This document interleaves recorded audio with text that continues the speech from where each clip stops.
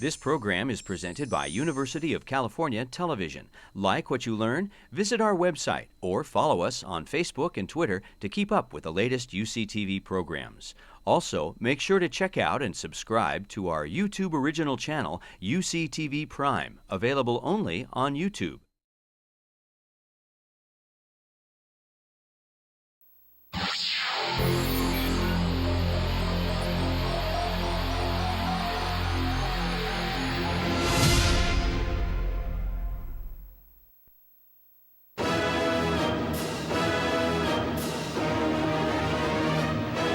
UCLA is a university with unlimited possibilities for students that desire world-class academics and research, unmatched diversity, incredible cultural and social opportunities, successful alumni and career networking, first-class campus facilities, plus America's top intercollegiate sports teams.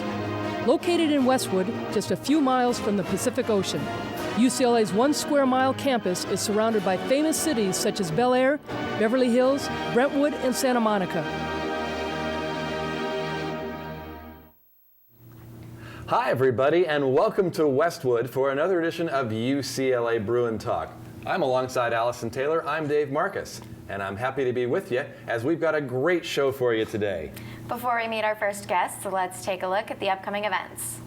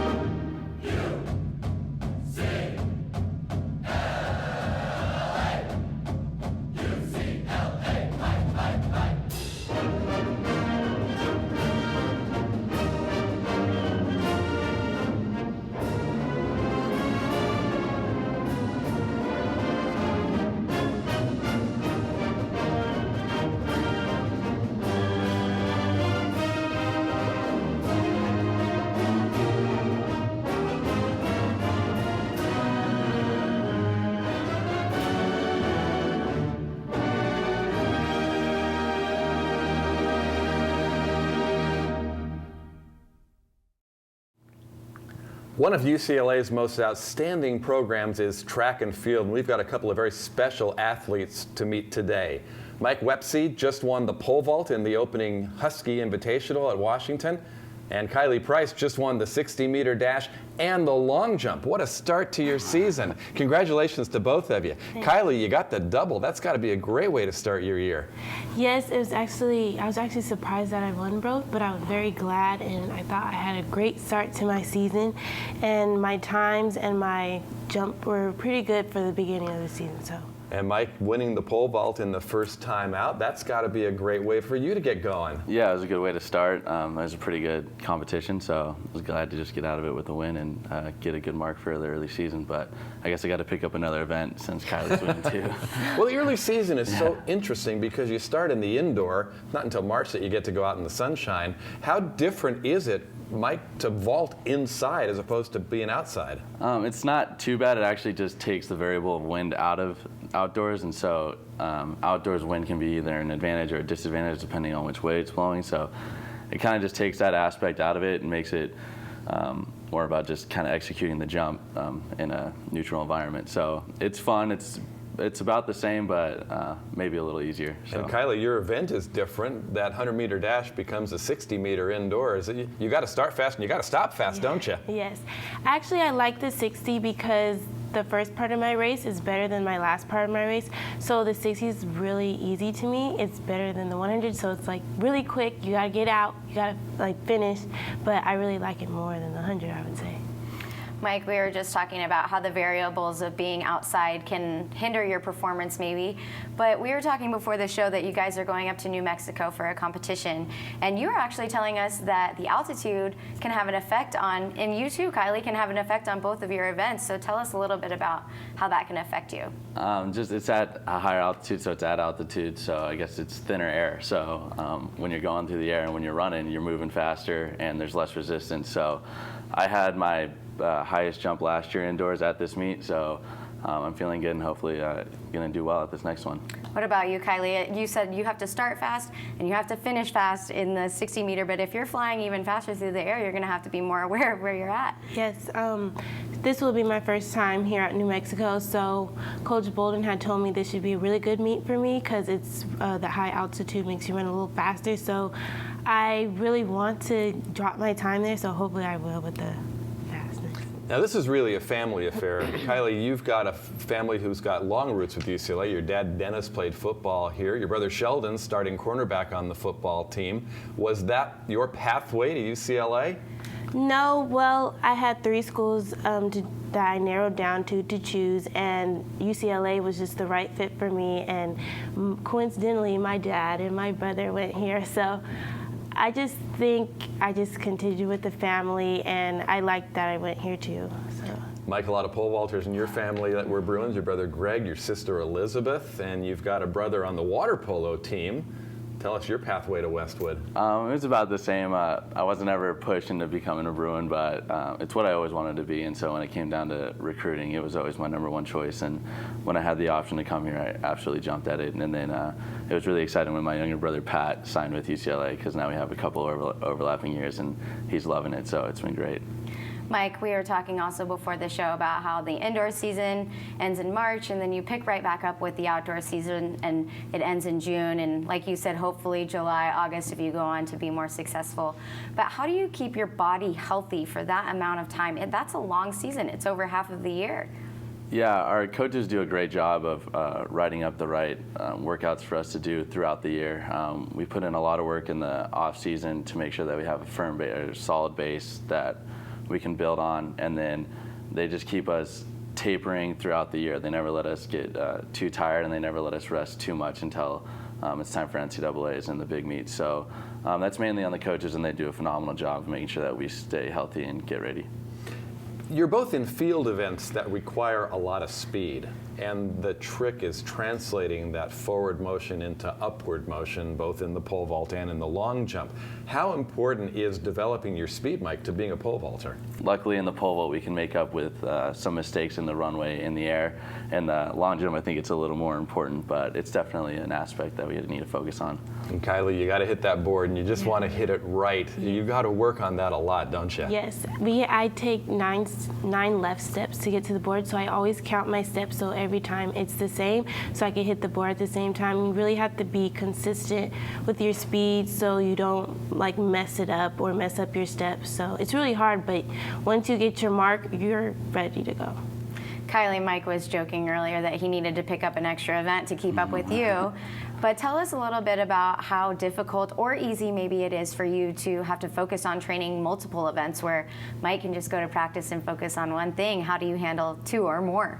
Well, at practice on Mondays and Fridays, I work out with the sprinters, and on Saturdays, and then Tuesdays and Thursdays, I'll do jump practice. So it's pretty balanced evenly. And at the track meets, it gets a little hard because some events conflict with other events, so it's a little stressful, kind of trying to focus on one, but I have another one. But it's pretty, I've gotten used to it now. In both of these events, a lot of times you see the long jumper or the vaulter on the end of the runway, just mentally getting ready, rocking back and forth sometimes. What's in your head, Kylie, when you're deciding when you're going to go? Well, I just try to calm myself down. I just think, like, just run, jump, do what you came to do what you know how to do, and I just take off from there. Mike, I was a high jumper a long time ago in high school. I know the feeling of first attempt, second attempt, third attempt. Mentally, how do you approach the difference, the first attempt at a height and second attempt and then the make or break third attempt? Well, the pressure definitely builds, and so when you get to that second and third attempt, especially the third attempt, the most important thing is just like Kylie said, you got to be focused and you got to relax, and then usually I just think about the thing I need to do to execute to make the jump. You can try and will it, but the best thing to do is just focus on one thing to do and make sure you execute that, and usually if you do, you'll be in a good spot. Kylie, the Pac-12 is incredibly competitive within track and field. There are so many teams that are there in the top 25, and there are so many other teams that are vying for spots in that top 25. What's it like to compete in such a competitive conference? It's pretty crazy, but I like it because it helps me do better as an athlete for myself. It'll push me to run faster, jump further, so I really like that my conference is competitive because it helps me. Mike, we were talking about the long season, and it starts now with indoor, and then you go outdoor, and I mean, if you're hoping it's going all the way to July. Is there a point that you're looking toward where you try to peak, or are you just trying to do your best jump every time out? Are there times when you kind of hold back knowing how long the season's going to be? For me, no. I try every time that I compete to win and to jump as high as I possibly can. Now, the training that goes into that week's, like New Mexico this week is a big meet for us. It's at altitude. It's a really good opportunity for us to jump high. So our coaches have tapered our training a little bit this week. Next week, we're going to go to Fresno. It's a little bit less competitive of a meet. I'm sure the workouts will be a little more extensive, but my mindset going into the meet will be just as focused and competitive as it is this week. Both of you, as far as I'm aware of, are not expected to graduate this year, which means you have a lot more time to succeed both in the classroom and on the track. Mike, what are some of your goals for yourself and the team in the upcoming years? Well, just to kind of build off what we did last year. So we came in 17th outdoors last year, and our team is getting much stronger, and Coach Maynard's doing a great job of building up the program, and he's now in charge of the men's and women's programs, and so I think they're both on the rise. This year we have a very good shot at becoming the Pac-12 champions, so we're going to try and reach that goal and then being a top 5 team at nationals. And so those are the goals this year, and then next year we hope to just build off that and hopefully be winning a national championship. As far as individually, I came in 2nd last year at NCAA's, and so just hoping to move up that one spot and win. How about you, Kylie? Similar to what Mike said, for my team to get better, for us to drop down in our rankings, and for me to continue excelling, PRing every year and dropping down from, I got 7th last year at NCAA's, so I hope to get like 5th, 6th, 5th, 4th, 3rd, 2nd, 1st, it doesn't matter. And also to excel more in my sprinting events, and also personally to continue to do well in school, get director's honor roll, and also just to graduate. Yeah, tell us about outside of Drake Stadium. You're both really good students. Kylie, what's interesting you about the academic side of UCLA? Well, I really like the classes I've been taking, and I thought when I first came to college that would be hard, but it's not as hard as I thought. So I just want to continue to excel and be on the director's honor roll because it means a great deal to me and my family. So I just hope to keep doing great. And Mike, you're on the director's honor roll. You're a real good student. Tell us about your interests outside of your sport. Well, I'm a history major, and that's been a good suit for me. I like history, and it's kept me intrigued for the last couple of years, so that's been good. And I just try and make sure I focus and do what I need to do in school, and so that I can do what I want to do out on the track. And things have paid off well, so I just hope to keep the same course and graduate on time and make sure I'm doing all the things right outside the track, just like on the track. They're off to a great start, and you can follow their exploits on UCLABruins.com. Great coverage and a couple of big home meets coming up at Drake Stadium when the season moves to outdoors. Thank you both for coming in. Best of luck, and congratulations on a great start. Thank you. And we'll come back for more UCLA Bruin Talk right after this brief public service announcement.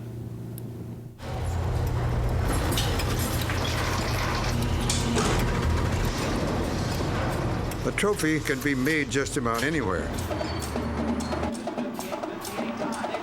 But there's one place where champions are made.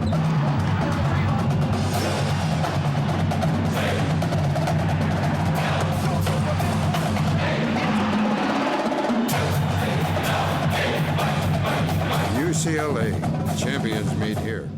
Hi, everybody, and welcome back to Bruin Talk. It is now time to honor our Student Athlete of the Week. This week, we honor Vanessa Zamaripa of gymnastics as our Student Athlete of the Week. In UCLA's dual meet victory over Stanford, Vanessa scored her 7th career perfect 10 on the vault. Zamaripa won the all-around with a season-high tying score of 39.675. She also won the floor and the vault to lead the 4th-ranked Bruins to a 4-0 record on the season. Congratulations, Vanessa, and good luck with the rest of the season. If you would like additional information about UCLA athletics, please visit our website at uclabruins.com. And we are very pleased on today's edition of Bruin Talk to welcome back UCLA assistant basketball coach Scott Garson. Scott is in his 9th year on staff, 7th year as an assistant, and every time he's on, we always learn something. Coach, thanks for coming back in and joining us. Thank you for having me. It is crunch time in the season now. The NCAAs are less than a month away, and it's starting to feel a little bit like madness. Tell us about your thoughts about the Bruins so far. Oh yeah, well, the Super Bowl's over, so it's all about college basketball at this time of year, and that's a lot of fun for us. We have obviously we have made great strides from the beginning of the season till now. We're a much improved team, which was expected with such a team that's relying on young players like we are. Our leading scorer, obviously, Shabazz Muhammad, is a freshman. Kyle Anderson and Jordan Adams both start and play a lot of minutes. They're freshmen. Tony Parker is a backup center, is a freshman.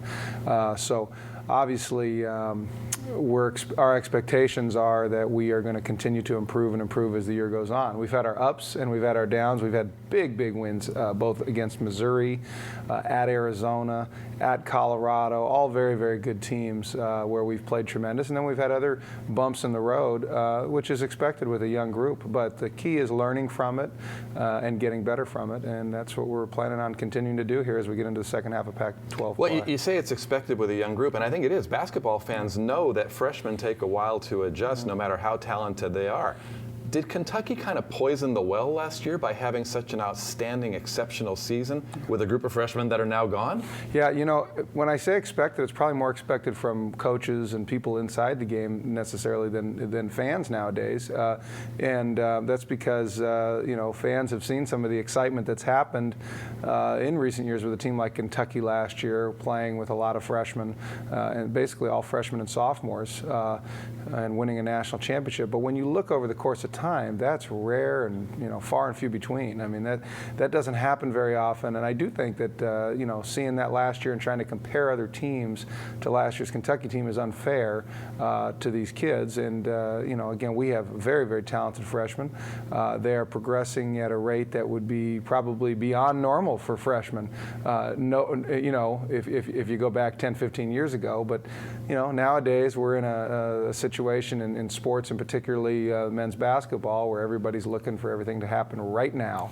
And, you know, we understand that, and that's part of being at UCLA and having players of that caliber. And so our whole goal is to be playing our best basketball by the end of the season, to get into that NCAA tournament and try and make some things happen. Well, I thought it was nice of the Pac-12 to schedule the Pac-12 tournament in Shabazz's hometown. Oh, yeah, very nice of them. We appreciate, Shabazz appreciated the home cooking there. Yeah. Well, you talked about earlier the big wins over Arizona and Missouri, and we were talking a little bit before the show about how, especially in men's basketball, after a big win, you're the hero, but after a loss to a not as equivalent team, maybe, you're the GOAT. How do you guys as a coaching staff handle that, and how do you teach your players to handle that kind of criticism on a daily basis? Well, I think the key, number one, is never to get too high or too low. I mean, it's, you know, no matter what kind of victory you have, it's, you know, there's always another game coming. No matter what kind of loss you have, there's always another game coming. You have opportunities. You can learn from your wins. You can learn from your losses. You don't want to get too high or too low. You don't want to get too overconfident when you're winning, which I think happened to us when we played Oregon at home. We'd won 10 straight games. We were coming back for a game on CBS, national TV, big game at home. And I think, you know, our group was, we were too excited and thinking that, hey, you know, gosh, we made it. We're good. And, you know, anybody can beat you. And then we came back and really worked hard to get ready for Arizona. The Arizona State game was tough, obviously missing Travis Ware and to a concussion and not playing. And they had a very good center. You know, there's a lot of learning that goes goes on throughout a season, game to game, and you try to keep the team focused on what we're doing on a daily basis in practice, focused on studying the film and seeing where we can get better, focused on getting better each day, trying to tune out all the people around you and understand that the only people that really matter are the people in our locker room, the coaches, the players, and their own families. And that's it. I mean, everybody else is going to jump on and off the bandwagon, especially when you're in a place like Los Angeles where, there's a lot of pro sports teams and, people are used to being able to, jump on and off bandwagons from time to time. And, we know that we have some very, very, very loyal fans that are there every night that are cheering us on and that are rooting for us. That's one thing. When we walk into Pauley Pavilion, we know the fans that are in the stands are cheering us on and all for us and totally behind us. And so that's a good feeling. College is about learning, and especially your freshman year, there's so much going on outside the influences in school and all of that stuff. And it's all about getting ready for the end of the season, for tournament time. As you look at this team's progress, are you encouraged by the progress toward tournament time? Absolutely. I mean, the biggest glaring weakness that we have right now is rebounding. We have to become a better rebounding team between now and the end of the season if we want to make a run. It's something we're focusing on every day in practice. But yet, conversely, teams are having a hard time stopping us offensively over the course of the season. We haven't shot at our best the last 2 games, but prior to that, we were leading the league in field goal percentage, and we can really, really score the ball at a high pace. We're playing at a much faster pace this year because of the offensive weapons that we have. We cause a lot of mismatches for other teams. We have trouble rebounding because we don't have a ton of size, but yet teams with size have a hard time guarding our mobile, quicker big guys like Travis Ware and David Ware, who can stretch you out there. Kyle Anderson, who's a point forward. I mean, a lot of times he's rebounding and bringing the ball up himself. So that's very difficult to match up with when you're used to guarding a 6'9" low post player. We mentioned earlier that this is your 7th season now as an assistant coach with the Bruins, and you're heavily involved in youth basketball camps, the UCLA boys basketball camp. Why is it so important to you to be so involved in molding these young boys' basketball lives? Well, I appreciate that question. I think it's really important to give back to the community when you're in a position that you have an opportunity to do so. The reason I personally got into coaching, and I think the majority of people get into coaching, is because you're trying to teach life lessons through the game of basketball, through sports. Basketball is such a great game because it's a team sport, and you're constantly teaching about how to work with other people, and and how to deal with your teammates, just like you're going to have to deal with your coworkers one day or people in class. And it's a great learning environment. The kids love the game of basketball. It's such a popular game, and it's a great opportunity to have an effect on someone's life. I mean, there's nothing better than getting a note or getting a phone call or an email or something telling you, from a young person saying how much they enjoyed their experience at camp and they appreciated whatever it was that we tried to impress upon them. I hope that I know there's a lot of people that watch this show that have sent kids to camp or have come to camp before, and we run into campers all the time at both at the arena and around the community, and it's just great to see that people are involved in the game of basketball for all the right reasons. A lot of our local viewers are going to remember back when you were a high school player at Harvard-Westlake, and you were all league in 2 sports, a basketball player but also a left-handed pitcher. I thought you looked like a normal guy, but a left-handed pitcher, Scott. Tell us about how both those sports, those were Coach Wooden's favorite sports. How did both those sports influence your later career? Well, first of all, I was very heavily influenced by my coaches in both sports. Coach Hilliard was my Greg Hilliard, who is still the boys basketball coach at Harvard-Westlake right now, and Jim Brink, who was my baseball coach. And I had great experiences from them. I definitely look back at that as saying that somewhere in the back of my mind, that's partly why I got into coaching in the first place.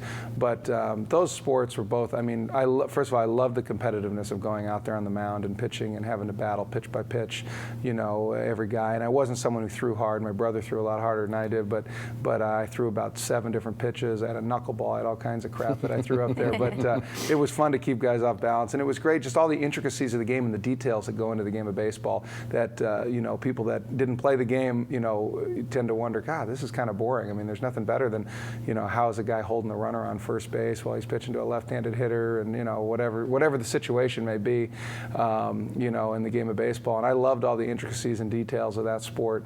And then basketball, to me, was, again, I go back, it's just, to me, it's the ultimate team sport. I mean, you have to play with 4 other players on the court at all time. One guy can't do it himself, and you have to play both offense and defense. There's no getting out of that, So, I mean, you may be the best offensive player in the world, and if you can't guard your man, it doesn't do you any good to score 25 if you give up 30. So, I mean, those were both great experiences, great influences on me. I love playing both sports. The second best thing to playing is coaching, and that's why I'm doing it. And, yeah, I had great experiences. You have a very diverse background. You have a BA in law and your master's in exercise and sports science, which is very interesting, along with your diverse sports background, as we just talked about.